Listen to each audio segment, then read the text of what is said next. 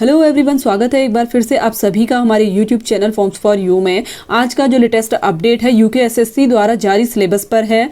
तो आपको मैं बता दूं, जो ग्रुप सी का एग्जाम होने वाला है उसके जो आपका मार्क्स का डिस्ट्रीब्यूशन एंड कौन से सब्जेक्ट से कितने मार्क्स के क्वेश्चन बनेंगे उस टॉपिक पर आज हम बात करेंगे। तो सबसे पहले मैं आपको बता दूँ, जो ग्रुप सी का आपका एग्जाम होगा वो 100 मार्क्स का होगा और जो क्वेश्चन पेपर बनेगा वो ऑब्जेक्टिव टाइप बनेगा।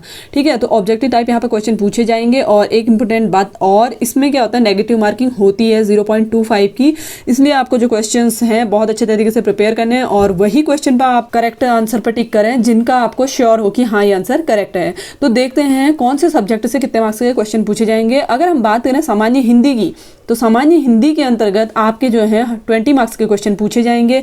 सामान्य ज्ञान व सामान्य अध्ययन की अगर हम बात करें तो 40 मार्क्स के क्वेश्चन बनेंगे। इसके अंतर्गत जो आपके टॉपिक होंगे, देखिए कौन कौन से सब्जेक्ट से होंगे। इसके अंतर्गत होंगे सामान्य बुद्धि परीक्षण एवं मानसिक योग्यता से, इतिहास, भूगोल, राजनीतिक विज्ञान, अर्थशास्त्र, राज्य, राष्ट्रीय, अंतर्राष्ट्रीय महत्व की समसामयिक की घटनाएं। 40 मार्क्स के क्वेश्चन इसके अंदर पूछे जाएंगे और उत्तराखंड से जो संबंधित जीके के क्वेश्चन होंगे वो 40 मार्क्स के होंगे। तो जो आपका टोटल क्वेश्चन पेपर आएगा वो आएगा 100 मार्क्स का। अब हम बात कर लेते हैं सब्जेक्ट वाइज आपको कौन कौन से टॉपिक कवर करने हैं। सबसे पहले हम देखते हैं सब्जेक्ट वाइज हिंदी के अंतर्गत आपसे क्या पूछा जाएगा।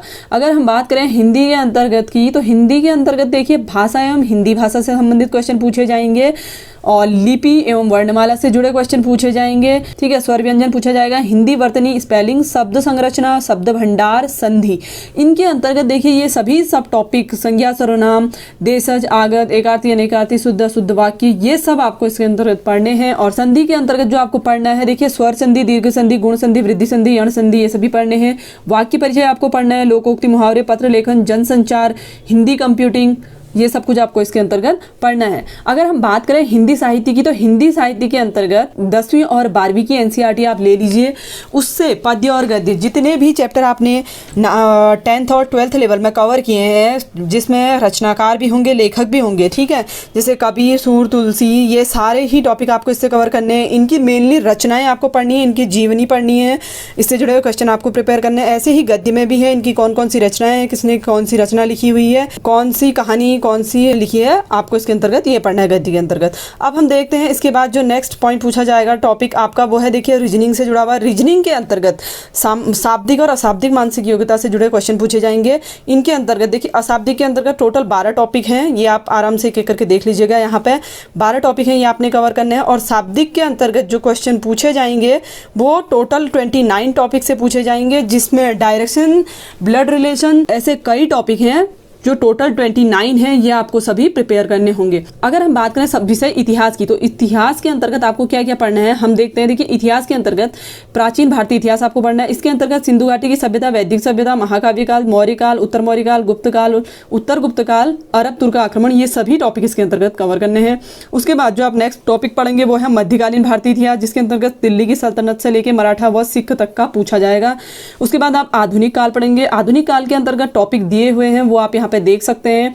ब्रिटिश ईस्ट इंडिया कंपनी पढ़ना है, यूरोपियों का भारत पर आगमन कब हुआ, ब्रिटिश शासन आपको पढ़ना है, भारत में राष्ट्रवाद का विकास के संबंध में आपको पढ़ना है, और प्रथम विश्व युद्ध से जुड़े हुए क्वेश्चन और राष्ट्रीय आंदोलन कौन कौन से हुए, भारत सरकार का अधिनियम 1935 हमको पढ़ना है, विश्व का इतिहास। इसके अंतर्गत जो सब टॉपिक हैं ये एक एक करके आप अभी से एक प्री प्लान होके अपने नोट्स प्रिपेयर कीजिए। पर डे के हिसाब से आप डिसाइड कर लीजिए कि एक एक दिन में आपको कितने क्वेश्चन, कितने टॉपिक कवर करने हैं, आप वो अपने नोट्स बना के प्रिपेयर जरूर कीजिएगा। इसके बाद भूगोल से क्वेश्चन पूछे जाएंगे। भूगोल के अंतर्गत जो पूछा जाएगा विश्व का भूगोल और भारत का भूगोल। इसके अंदर टॉपिक दिए हुए हैं चट्टान तंत्र, प्रवाह तंत्र, नदियों के बारे में, जनसंख्या के बारे में, ऐसे ही नेशनल और इंटरनेशनल दोनों लेवल पर आपको ये पढ़ने हैं। इसके बाद हम बढ़ते हैं सामान्य ज्ञान और सामान्य अध्ययन की ओर, यानी कि पॉलिटिकल साइंस से आपसे देखिए राष्ट्रीय आंदोलन के बारे में पूछा जाएगा, असहयोग आंदोलन आपसे पूछा जाएगा, सविनय अवज्ञा आंदोलन आपसे पूछा जाएगा। उसके बाद आपसे जो नेक्स्ट पॉइंट पूछा जाएगा भारत छोड़ो आंदोलन, भारत का विभाजन, गांधीवाद, ठीक है, गांधी जी की सामाजिक विचारधारा, भारतीय राज्य व्यवस्था, मौलिक अधिकारों की अवधारणा, मौलिक कर्तव्य, नीति निर्देशक तत्व कौन कौन से हैं, भारतीय संसद आपको पढ़ना है। भारतीय संसद के अंतर्गत जो आपको टॉपिक पढ़ने हैं, राष्ट्रपति, उपराष्ट्रपति, इनके क्या अधिकार हैं, कौन इनका निर्वाचन करता है, इनके अंतर्गत क्या मंत्रिपरिषद की गठन कौन करता है, ये सारे ही टॉपिक आपको एक एक करके कवर करने होंगे। इसके बाद हम नेक्स्ट बात करें तो भारत का सर्वोच्च न्यायालय से जुड़े क्वेश्चन भी इसमें पूछे जाएंगे। महाभियोग की प्रक्रिया, न्यायपालिका की क्या स्वतंत्रता होती है, न्यायिक पुनरावलोकन क्या है, ये इसके अंतर्गत पूछे जाएंगे। नागरिकता से जुड़े हुए क्वेश्चन पूछे जाएंगे, राष्ट्रीय क्षेत्रीय दल पूछे जाएंगे, पंचायती राज्य स्वशासन, स्थानीय स्वशासन के बारे में भी पूछा जाएगा। ग्रामीण स्थानीय स्वशासन क्या है, उत्तराखंड का पंचायत राज अधिनियम क्या है, ये पूछा जाएगा। उसके बाद आपसे जो पूछा जाएगा पर्यावरण से जुड़े क्वेश्चन, मानव अधिकार, अंतर्राष्ट्रीय संगठनों के बारे में आपसे पूछा जाएगा, जिसके लिए आपको मंथली मैगजीन देखनी होगी, हर बार की पढ़नी होगी, जिसमें से आपको इंपॉर्टेंट पॉइंट्स नोट करने होंगे। उसके बाद देखिए शस्त्रों की होड़, भूमंडलीकरण और सार्क से जुड़े हुए क्वेश्चन भी इसके अंतर्गत पूछे जाएंगे। तो एक एक टॉपिक आपको किस तरीके से प्रिपेयर करना है। 100 मार्क्स का क्वेश्चन पेपर जरूर है, लेकिन सिलेबस काफ़ी इसका विस्तृत है, तो इसका जो प्रिपरेशन करनी है जी जान लगा के आप लोगों को करनी है, ताकि एग्जाम क्वालिफाई हो सके। इसके बाद देखिए आप जो क्वेश्चन पूछे जाएंगे यहाँ पर अर्थशास्त्र से जुड़े हुए पूछे जाएंगे। अर्थशास्त्र के अंतर्गत भारतीय अर्थव्यवस्था से जुड़े क्वेश्चन पूछे जाएंगे। इसके अंतर्गत कितनी जो व्यवस्थाएं हैं, ठीक है, उद्योग समस्याएं उनसे जुड़ी हुई, भारतीय संघ भुगतान से जुड़े क्वेश्चन, ये सब इसके अंतर्गत पूछे जाएंगे। और राज्य, राष्ट्रीय, अंतर्राष्ट्रीय समसामयिकी घटनाएं जो पूछी जाती हैं, आप इनको जो है सबसे अच्छा मंथली मैगजीन से कवर कर सकते हैं। तो ये सब आपको इसके अंतर्गत पढ़ने हैं। बहुत सारे दर्रे, चोटियाँ, नदियाँ, महासागर, ये सब हमको इसके अंतर्गत पढ़ने हैं। इसके बाद जो हमारा नेक्स्ट पॉइंट है वो देखिए उत्तराखंड से संबंधित विविध जानकारी है। उत्तराखंड के अंतर्गत आपको जो उत्तराखंड का भौगोलिक परिचय पढ़ना है, उसमें वहाँ की मृदा, जनसंख्या, नदियाँ, झीलें, पर्वत, चोटियाँ, दर्रे सब कुछ पढ़ने हैं। उत्तराखंड का इतिहास हमें पढ़ना है, उत्तराखंड के जल स्रोत आदि पढ़ने हैं, उत्तराखंड की अर्थव्यवस्था आपको पढ़नी है और उत्तराखंड का सांस्कृतिक पक्ष भी इसके अंतर्गत पढ़ना है। इसके बाद उत्तराखंड की सामाजिक व्यवस्था एवं जननांग की पढ़नी है। उत्तराखंड की शिक्षा, सामान्य व्यवस्था क्या है, पर्यटन का क्या स्तर है उत्तराखंड में, वो आपको पढ़ना है।